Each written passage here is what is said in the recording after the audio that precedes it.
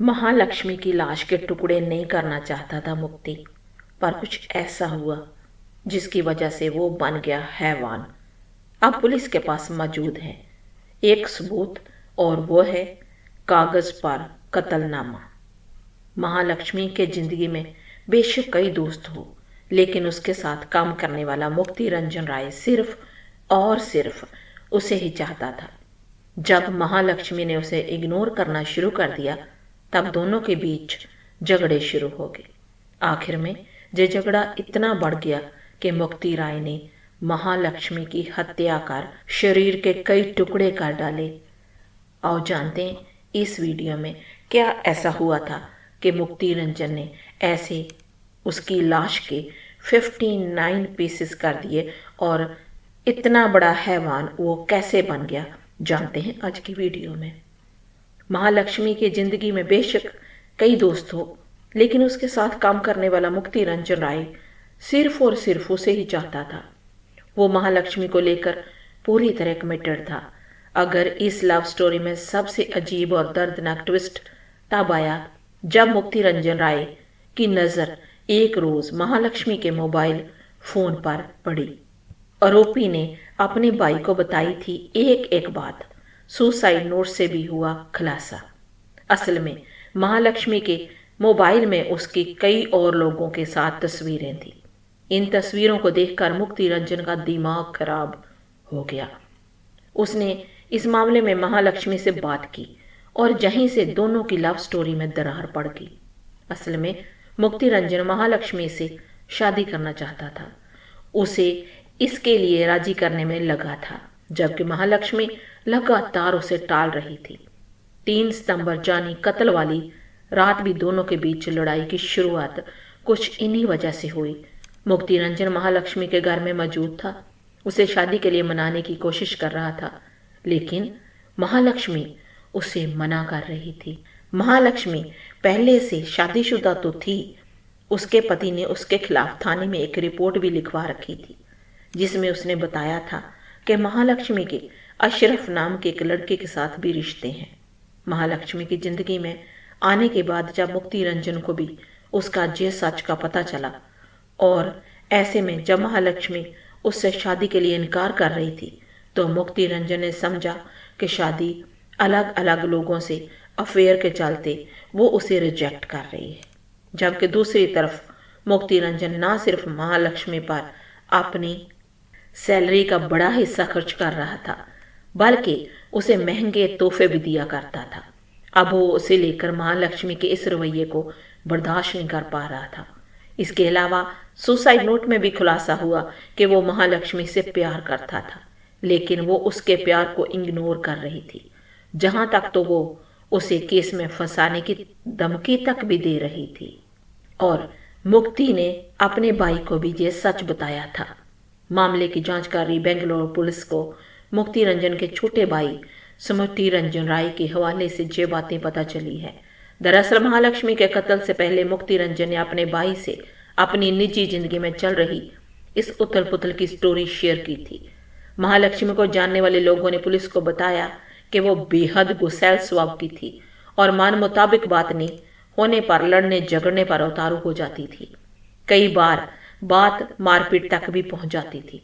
और तो और महालक्ष्मी के खिलाफ पुलिस को दी गई एक शिकायत में उसके पति हेमंत दास ने भी कुछ ऐसी ही बातें बताई है। को अलग अलग लोगों से महालक्ष्मी की दोस्ती, शादी, रुपए पैसों की लेन देन समेत कई मसलों को लेकर महालक्ष्मी और मुक्ति रंजन के बीच लड़ाई चल रही थी। लेकिन देखते ही देखते जो लड़ाई हाथ पाई तक पहुंच गई। महालक्ष्मी ने मुक्ति रंजन पर हमला कर दिया, लेकिन शरीर से तगड़े मुक्ति रंजन ने जब महालक्ष्मी पर पलटवार किया तो फिर उसे संभलने का मौका ही नहीं मिला। इसके बाद उसने गुस्से में महालक्ष्मी का गला घोंट दिया और उसकी जान ले ली।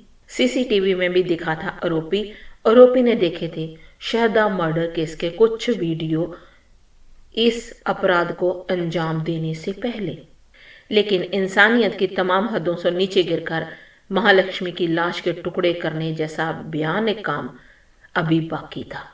3 सितंबर की रात को महालक्ष्मी की हत्या करने के बाद मुक्ति रंजन पूरी रात उसकी लाश के साथ उसके मकान में बैठा रहा। वो सारी रात लाश को ठिकाने लगाने की तरकीब सोचता रहा, दिमाग दौड़ाता रहा और 4 सितंबर की सुबह करीब 11 o'clock महालक्ष्मी की लाश के टुकड़े करने के लिए एक बड़ा सा चाकू खरीदने के इरादे से घर से निकला। 4 सितंबर को मुक्ति रंजन के घर से बाहर निकलने और फिर चाकू खरीद कर वापस लौटने की ये तस्वीरें सीसीटीवी कैमरे में कैद हुई। पुलिस को तफ्तीश में पता चला कि कत्ल के बाद 3 और 4 की रात को मुक्ति ने लाश ठिकाने लगाने का आइडिया तलाशने के लिए रात भर कई वीडियोस देखे और इसी कड़ी में शारदा मर्डर केस के कुछ वीडियोस पर उसकी निगाहें गईं, जिसमें आरोपी आफ्ताब पूनावाला को शारदा की लाश के टुकड़े कर उन्हें किश्तों में ठिकाने लगाने के बारे में बताया गया था।